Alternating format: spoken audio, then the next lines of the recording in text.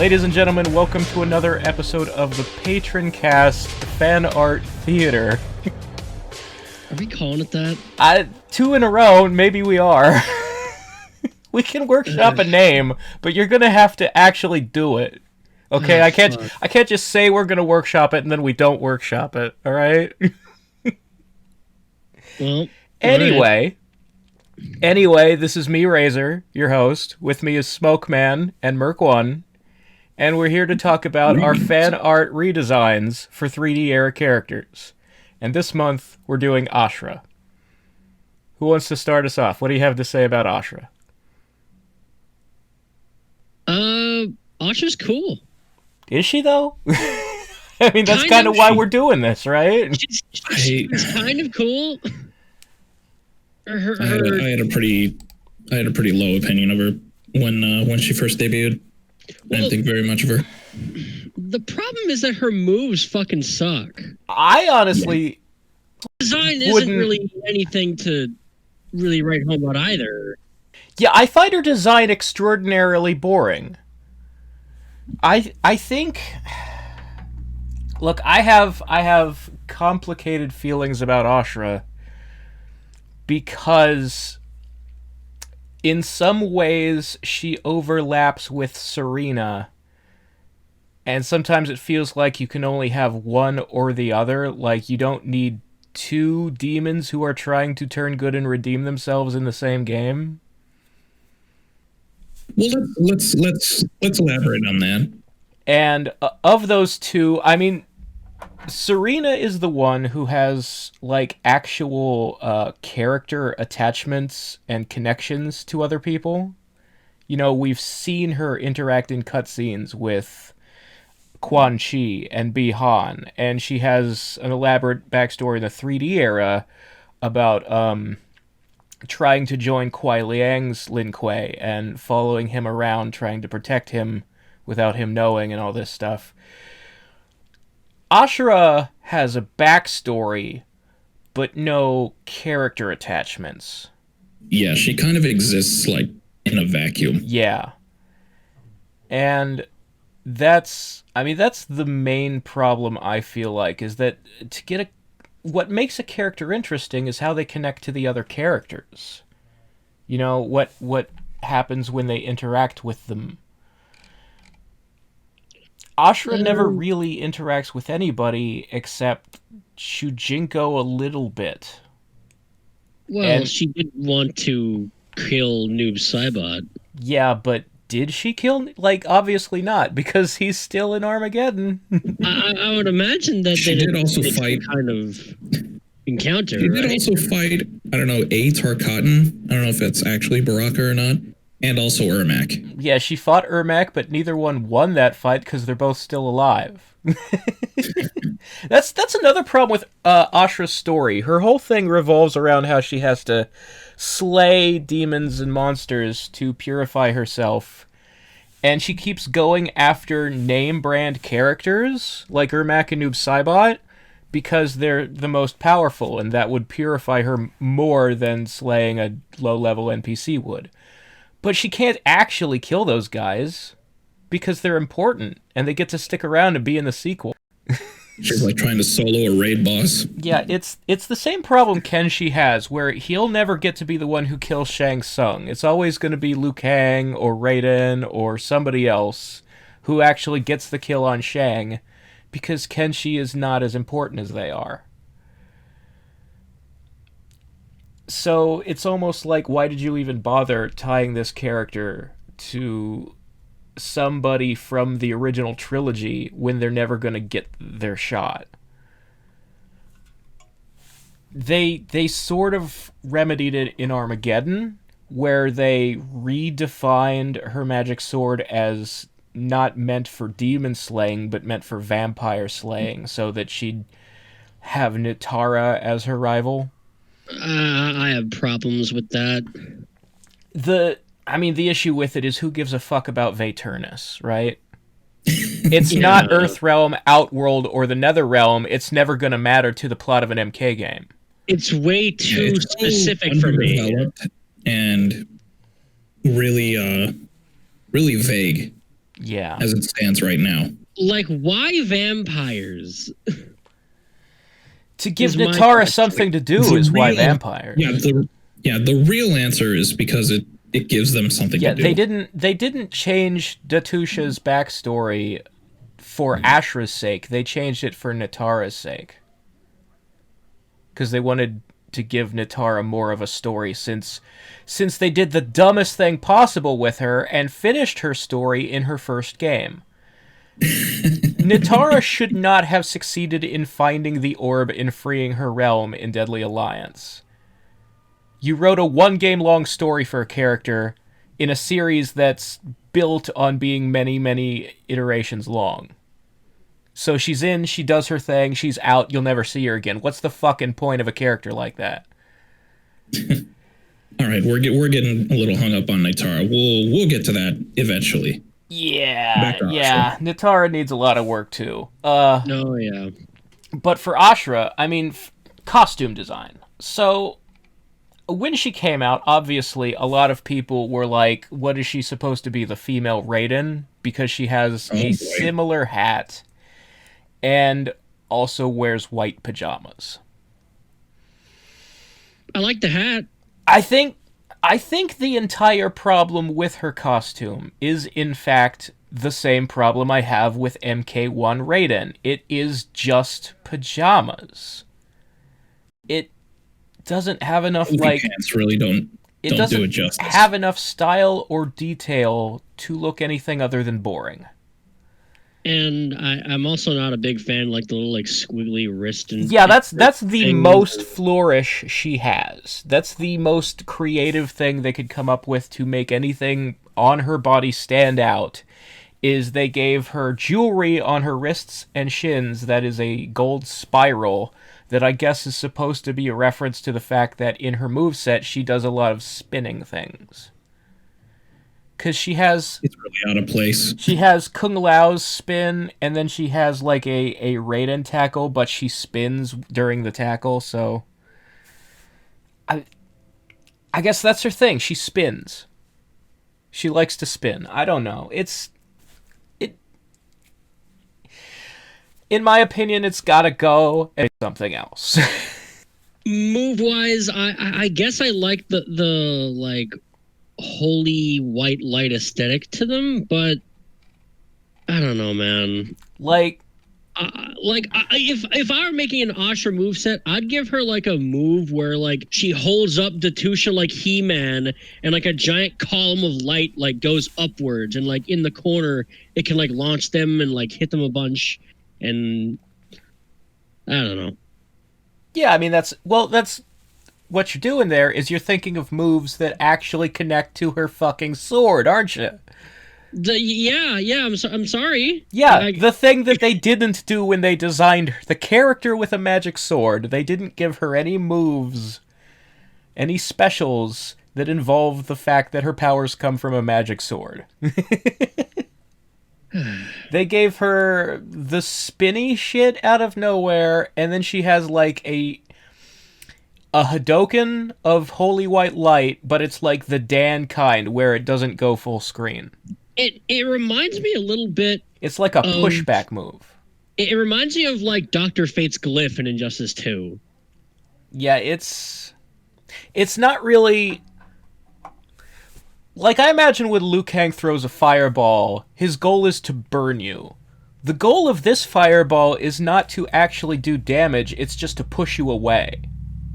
The damage is the secondary effect. It's incidental to the original reason for doing the move.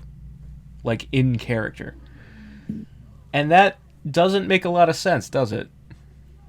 No. So, I mean, obviously, the moveset redesign needs to be just completely scrapped, back to formula, start over from the ground up. You can keep the idea of her projectiles being holy white light, but the shit has to come from her sword, man. Yeah. Her moves in the old game is fucking whatever. Yeah. So on that note, Do you want to get into what you would change, what you would give her? Yeah, I would give her. So she has this fatality in Deception where she holds out like a voodoo doll and like she stabs you a bunch or whatever the fuck. I would use that voodoo doll in as like a special move, like maybe like a parry where she holds out the opponent's own voodoo doll, and they like hit their own voodoo doll, causing themselves damage. Like how Peach uses Toad in Smash Brothers. Well, because it's like, they're technically hitting themselves. Like I get it. that'd be fun. It's not in the art, but it kind of gives like she is a demon. Like, yeah, that's her idea of like being holy and good might be a little bit fucked up. I feel like the voodoo doll gives us an insight into what kind of character she might have been before she got the sword. And I think you need some hint of that in her moveset too. Like, this character didn't one afternoon discover every single thing about themselves and was a blank slate before that, It's not like... You know how in Indiana Jones and the Last Crusade, the opening is a flashback to when Indy was a teenager, and you see him sort of all the important parts of his life, like where he got the hat and the whip and his fear of snakes and the line "it belongs in a museum." All of those he discovered in a single afternoon's adventure. You can't build characters like that. They need to have lives before their big thing that defines them. Like, Scorpion presumably used a rope dart before he died and went to hell, So I would like to see some hint of what kind of person Ashra was before she got the sword. And we do know, backstory-wise, so Ashra's full bio is that she and her sisters, she had sisters, they were all demons born in the Netherrealm, and they used to be Quan Chi's team of miserable sluts before Kia Jataka and Serena were around. And one day, Ashrah had failed a mission Quan Chi gave her. And he decided, okay, well, you're a failure, I'm going to kill you off. So he sicks her own sisters on her. And she runs away into the Netherrealm and tries to hide. And in some hidden cave of the Netherrealm, she finds the Holy Sword. And she picks it up and kills her sisters with it. And when she does that, she discovers that slaying demons with the sword has purified her partially. And, in the old timeline, only evil people could exist in the Netherrealm. So if your soul was pure enough, the realm would sort of force you out. It would, eject you and you'd land in a different realm. Or, I guess if you were trying to take a portal there and you were too good, you literally just couldn't walk through the portal. It'd be like there's a force field. You just hit a wall. Yeah. So, concept-wise, we're off to a good start since it's established that her idea is Demon Hunter. Yeah. That's a good start off. Yeah, she has a motivation for wanting to do this, and she has connections to characters in her past, namely Quan Chi. So far, it's a good idea for a character. It's just an incredibly bland costume and moveset. Now, transitioning from the moves to the art, one thing that we wanted to give her is these items that are often seen in like anime and Japanese culture called ofuda. They're these like Japanese paper seals that have like some in them, where if you just like slap it on a demon or a ghost or whatever, they're fucked. Yeah, it's a talisman. You take a little slip of paper and you write a magical spell on it, and then you stick it to a ghost or a demon or whatever, and it like has some kind of effect on them that like shuts down their powers or traps them or like puts a curse on them. And that fits that fits a demon hunter in Mortal Kombat because, Asian roots, Well, I mean, Ashrah's costume already looks vaguely Asian, especially the hat. So the general approach that I suggested we go with for her costume redesign was to make her look like a Japanese Miko priestess. Just in her usual color scheme of white with gold and black trim. Because a traditional Miko priestess is like red and white. And I didn't want to change Ashrah's color scheme. I still wanted her to look like herself. But I wanted to like take the idea of the hat and the robes and go all the way and commit with it, basically. And you can see that in what we did with her design. She doesn't have just puffy pajama pants. She has a robe all the way down to her ankles. She has like the dotted line seams on her sleeves that you always see on Miko Priestess robes. They're like laced in and shit. Yeah, that's like it's on all the anime girls. It's always there. And the Ofuda seals were a part of that aesthetic. I thought they fit. And also because you talked about her voodoo doll fatality. Her other fatality in Deception was that she lit you on fire, but the fire was bluish purple. And I thought, that's a really cool looking, like it looks like some kind of dark magic that's not connected to her sword. Like this is more of that Netherrealm demon magic stuff that she's channeling from her past. And yeah, typically in like Japanese culture, blue fire is normally associated with like the spirit realm or the afterlife. Yeah. Yeah, so I wanted the Ofuda in the artwork to be like burning with that same like blue dark magic spirit world fire.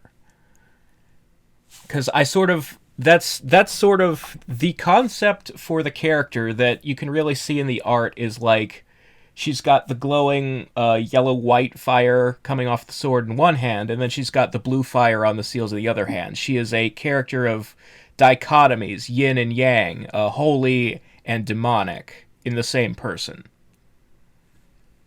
And I think that's what makes her interesting, because the other thing about her backstory and personality that Armageddon introduced, I mean, it was already there in Deception that she was very, very militant and zealous about the demon slaying and about the intensity with which she wanted to kill evil to purify herself and become a better person. I always compared her to Frank Castle in that regard. Yeah, I think a good comparison even within the Mortal Kombat universe is her and Hotaru are from the same game and they're very similar characters. They're both people who represent something that in theory is lawful or good, but in practice they are so strict about it that they can be fascists. Very authoritarian, very overbearing, very over the top. Very extreme. Yeah, they are extremists. Ashra is a religious extremist. And to add to that, when they added the thing about the vampire slaying in Armageddon, what they said was, so obviously Ashra had found the sword just lying around hidden in a cave in the Netherrealm.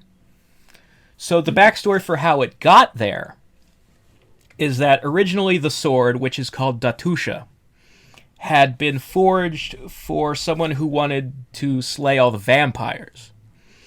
And it had gotten into the hands of a vampire named Cahill Grigesh or something like that.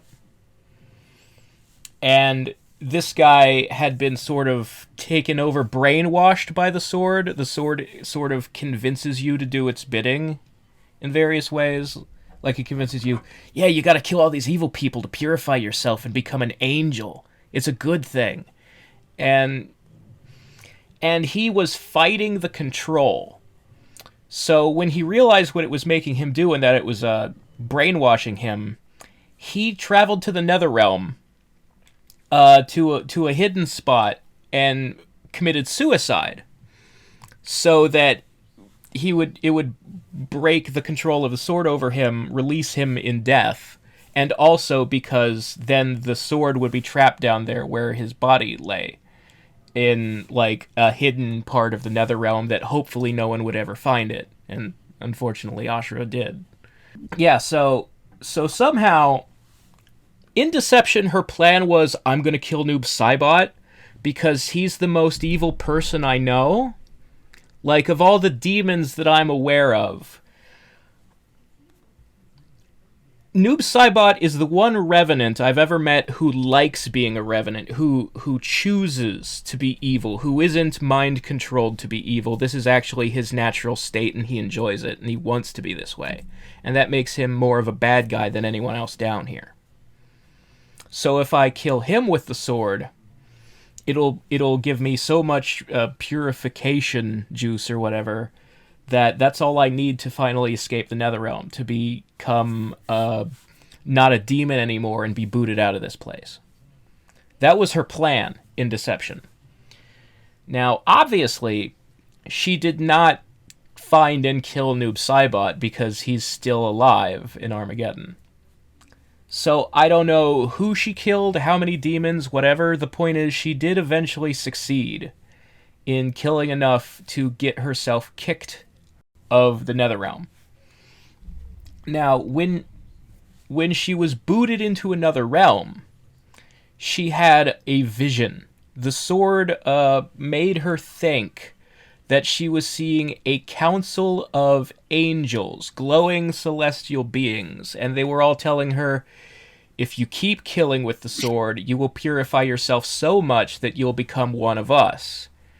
And now you're in the realm of Vaeternus, which is, the sword was created to kill not just demons, but vampires, too. And we want you to kill all the vampires, and that'll make you an angel like us. Now, the thing is, the vision was a hoax. There are no angels. It was just an illusion the sword showed her.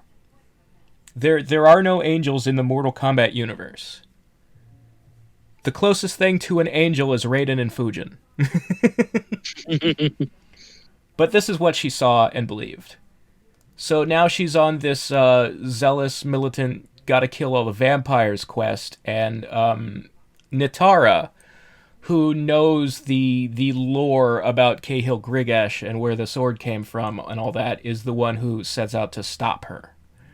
So that's her full story. So, like, Deception had presented her as largely a good character, an ally of Shujinko, and someone who just wants to slay demons. And now you get the full picture that, no, she's neutral, maybe a bad guy. She's definitely crazy.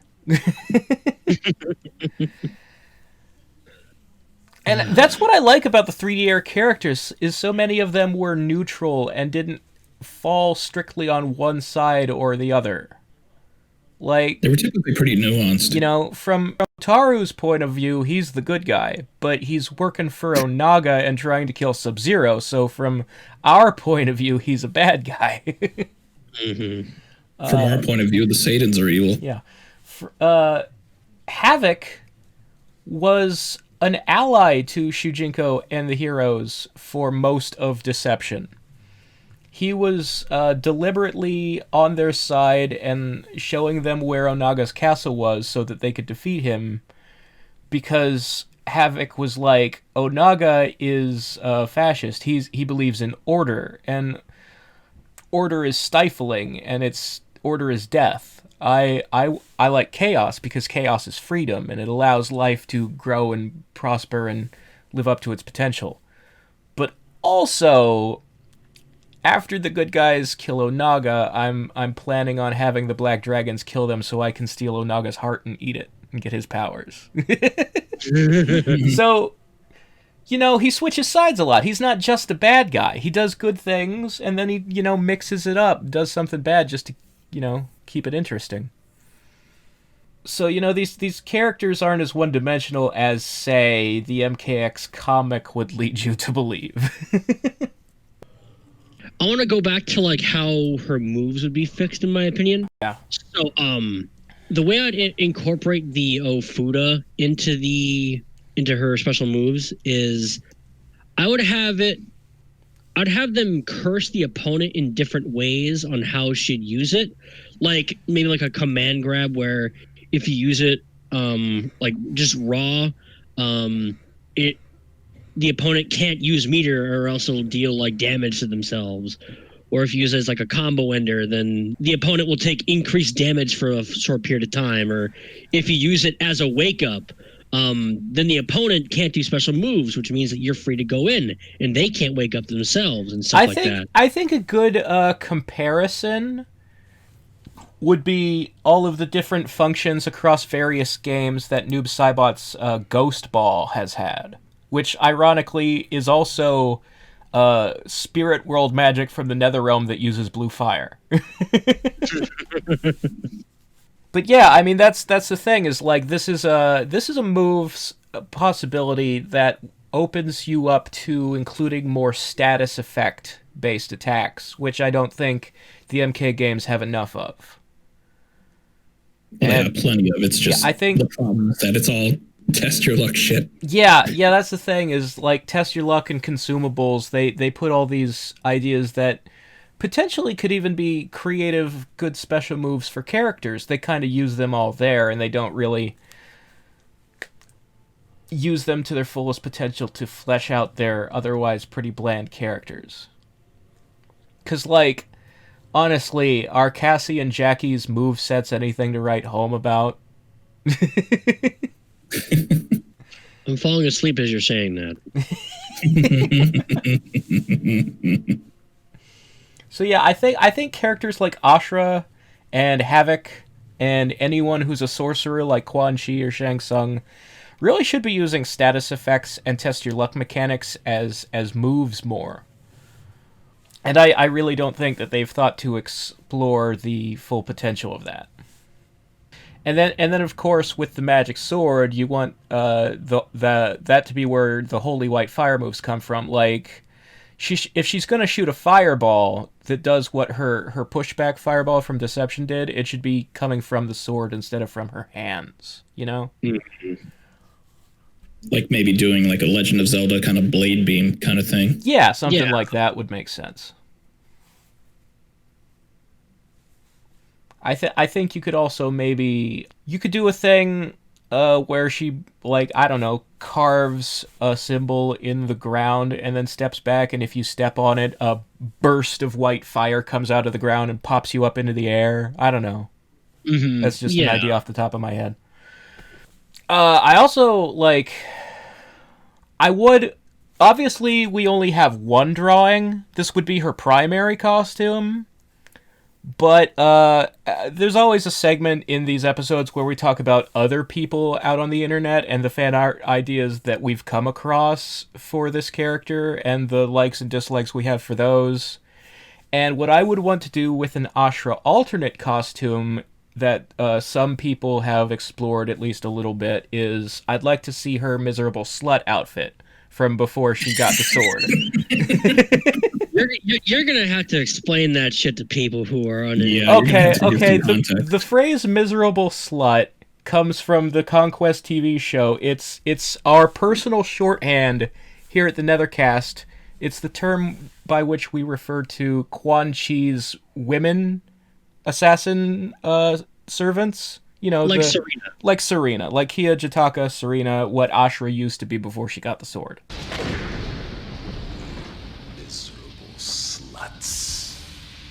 We call them the miserable sluts. It's just it's a funny nickname. It's because Quan Chi referred to them as such in the Conquest TV show. So there's artwork out there by one artist in particular that I think a lot of people have probably seen is Jonas Batala. He's done Ashra as like a sexy nun. I don't believe. Go ahead. Well, he's done 2 pictures of her basically pre-Datusha looks. One of them is a sexy nun, and one of them is a more generic, skimpy black leather Kia Jataka Sarita type outfit. I don't know, not enough belts. I mean, that's what they were all about, man. It was leather belts. It's okay. I think I prefer. I don't know if I prefer this one over the nun one or not. Yeah, this one's pretty like either. bland. I think if you could find a way to combine the two, like to Netherrealm up the sexy nun look. Yeah. Needs more spikes, needs more belts, needs more leather. Yeah, like an evil bondage nun, I think would be the interesting way to go with her Quan Chi era outfit. Mm-hmm. A common thing I see is a lot of people are trying to take her primary and make it more demonic. There's also a lot of outfits, artwork out there of her trying to give her something that still has like the hat and the color scheme of the primary, but is like explicitly more sexualized, like that I don't like a short skirt and tall stockings and more cleavage and that kind of thing. I don't think you should do that. And again, they kind of did do that with her alternate costume in Deception. It's out of character in my opinion. Yeah, that's the problem. Like, she's trying to become like this purified holy person. The TNA aspect of her should be something that she's leaving behind from the days of how Quan Chi made her dress. Like, she's trying to become very chaste and like it's a cliche, but purity tends to connect to like virginity, and sexuality tends to be perceived as sinful. And I think Ashra is exactly the kind of person who would believe that, because she's, a militant extremist zealot character. So yeah, I would generally advise against trying to sexy up her primary. But for an alternate costume where you're trying to create her Quan Chi era look, she should definitely look the part of a miserable slut. An example of what I was talking about where they try to demon up her primary is this piece of art by Sarah Fandrill. I think that's how you pronounce that. Oh yeah, I've seen this one. I like this one except for the green fire. Yeah. And the soul cage thing on her waist, which is obviously just MK11-ish gear, which nobody actually needs. Yeah, I think if you get rid of all the green shit, I think this could be. Well, here's the thing: this design, I actually like the twisted demonic arm. I just don't think this energy coming out of it should be green. Probably take the horns off the hat too. Yeah, I hadn't noticed the horns on the hat. That is a little silly and over the top. Yeah. But yeah, otherwise, I think there's some personality to this design. Like, I think our Miko Priestess idea has a much stronger, clearer core concept. But as like a third costume, like as another alternate, I think this would be a cool way to go. Mm-hmm. I definitely agree. Yeah, this is a rare occasion where we actually have some fan art to show on this program where we're not insulting it. Like, no offense to the previous artists. Usually we're just we're sorry to the other artists out there. Well, the last Suha one we talked about, the Will Nunez one. That's true. We did like that art. Mostly it's not that we're trying to like insult the art that we show. We're just trying to compare and contrast like why we did or didn't go the same way and what we like or don't like about their idea that we either think is the good direction to take the character in or the wrong direction to take the character in. It's more of like an example of concept, like I don't think you should ever change Drahman's Face of Kunlo mask, because that specific kabuki mask oriental design is the core of the character. And if you make it like a big pyramid head helmet, like, I understand that guy thought he was, making something more interesting, but he's making something that's more to his tastes that doesn't quite fit the flavor of Mortal Kombat the franchise. Like, Silent Hill is not the same thing as Mortal Kombat. It's like if you like a food that is sour, but I'm in the mood for something spicy. It's just different tastes. Mortal Kombat has a specific taste. And that taste is not generic horror fantasy, it's Asian stuff. Unless you're Sindel. Well, Edenians have their own thing. Let's put it that way. But, there's only like 4 or 5 characters who are Edenian on the roster. It shouldn't be the whole... Like, Drahman's not Edenian, so he shouldn't look like he's from some cross between Camelot and Persia. Like, whereas Rain should. Isn't Drahman Jared? I think you're 10 years too late for that joke. I'm pretty sure Ermac shut that one down.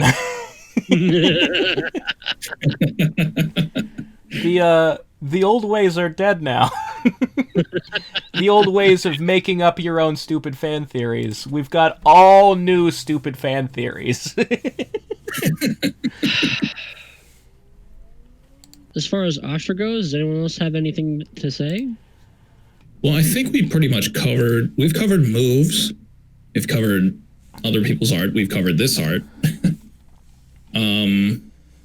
Oh, one detail I like from our art is in the original costume, she had like these 2 kanji on like her little like flap in the front. We kept that. We put them at the bottom of the robes and made them a lot bigger. Yeah, that's true. Because it's interesting. It's weird that in the original Deception art, in the in-game model, she has those kanji on her on the bottom of her robe, but it's white on white. You can barely even see them. Ugh. It's mistakes were made. It's like a print that faded out. It's almost like the opposite of the MK11 problem, where the whole art style of 11 is everybody has too much detail. In this example, somebody created a detail and then made it nearly invisible, so it's like it's not even there, and it's not helping the problem that this outfit looks like fucking bland-ass pajamas. Like, at least you can see all the little symbols that are on her hat because they're gold on white. Like, why is the kanji white on white? I don't know. So yeah, we made it black so you could read it. I don't suppose you happened to look up what it says, did you? I did not. Because I don't know. I haven't the slightest idea. And the brushwork might be a little spotty. I did have to kind of edit some things around to kind of make the appearance of the angle look right. But yeah, perspective and skewing things a little bit sideways tends to, you gotta squash and stretch. I almost feel bad that we didn't look up any, like, there's kanji all over her. There's the symbols on the bottom of the robe, there's the one on her hat, there's the ones on the Afuda. Do we know what any of them says? Apparently not. Do you want to take this time to try? We might be idiots. We might be the basic bitch white people who go into a tattoo parlor and ask for kanji and don't know what it says. And then it's like, ooh, this one says peace or charity, and then you find out that it calls you a donkey.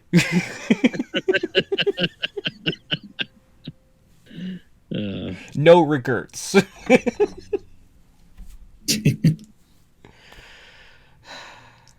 But, I mean, at least we didn't make up our own. These are the ones that she actually has on her in Deception. That is true. So I'm sure the person who originally designed Ashra, which was probably Luis Mangubat or Jennifer Hedrick, one of them, I'm sure they knew what they were doing. They knew which kanji they were using. Hopefully. I feel a little irresponsible not looking it up, but it's fine. I know what Kung Lao says. Do you guys know what Kung Lao says? It's been a minute. It's the symbol on Kung Lao's shirt in MK2 and his suspender in 3 is Wu, as in wushu. It's the word martial.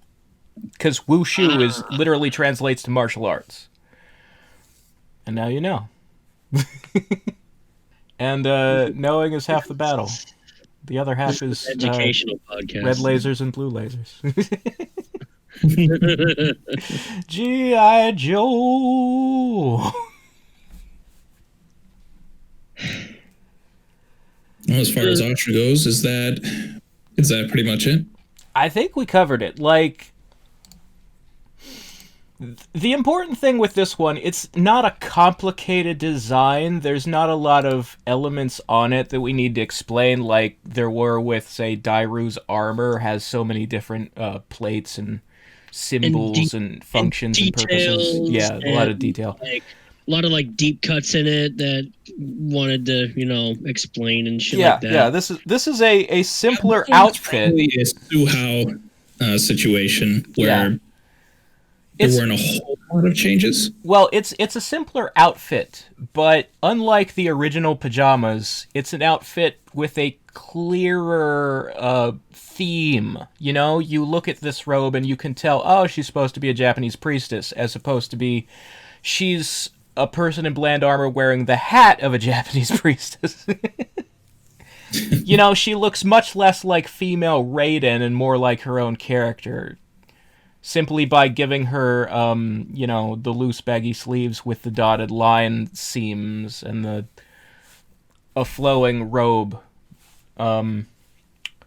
And I know that if they put this in an actual game, the developers would take the easy way out. They'd open the robe so you can see her legs. You know how they never do Shang Tsung in robes anymore. They always just give him like a long coat and pants. I think it's like a technology thing where they just don't want to take the time to do that because you have to simulate the cloth doing all kinds of like movements and falls and stuff. Yeah. On top of everything else that you're doing. Yeah. My counter to that is that plenty of people in all the other fighting games like Soul Calibur and Tekken have no problem with long robes or with the really wide ankled samurai pants and things like that. And basically NRS is lazy compared to all the other fighting game developers, and I hate it. It's the same reason they refuse to make centaurs. We'll never have Motaro back because it's not that it's too hard to make Motaro. It's that it's harder than they want. Yeah, they just don't want to do it. It's not like they tried and gave up. They never attempted because they just predict that it's more work it's more juice than is worth the squeeze. My proposal to that is if you stopped changing the engine every single game, you could make Motaro once and then use the same Motaro 3 games in a row and get some fucking use out of it. Well, the mechanics, more or less. Yeah. Not necessarily the engine. They've been using the same engine for fucking... Right, but they reanimate fucking everything. They record all the moves again and change everybody's normals. There's no legacy gameplay. New mechanics, new bullshit. Anyway, I think that covers it for Ashra. yeah, I think that's pretty much the end of Ashra. I guess next time we'll see you guys, we will be doing maybe Darius? Well, Darius is the only one we'll have art for, probably. Yeah. Yeah, I think. I mean, you're back in school now, right? Or you will be soon. We'll be soon, but I think I'll have a much easier time making shit on the side. So Okay, so you'll keep your should be commissions able to open for a keep it little pretty while longer. consistent. Yeah, yeah. Yeah. So, well, we've got probably Darius is coming up next, and I hope we won't have to take a break. But if you have to close your commission so you can concentrate on school, then after Darius, there may be a break in this series until the summer. But I hope there's not. Do you want to leave a tease for who might be afterwards? Or do you want to save that for the Darius episode? I'll leave that up to Smokeman, because he's the one that has the list of what order we want to do them in. I don't remember who was next. We mentioned them in this episode. Okay. That'll give people some incentive to listen twice. I approve. Did name a lot of characters. Just have to There were a few. There were a few in there. figure it out. So that's it for us. That's it for this one. Say goodnight, everybody. Cool. See you all next time. Goodbye. Later, nerds.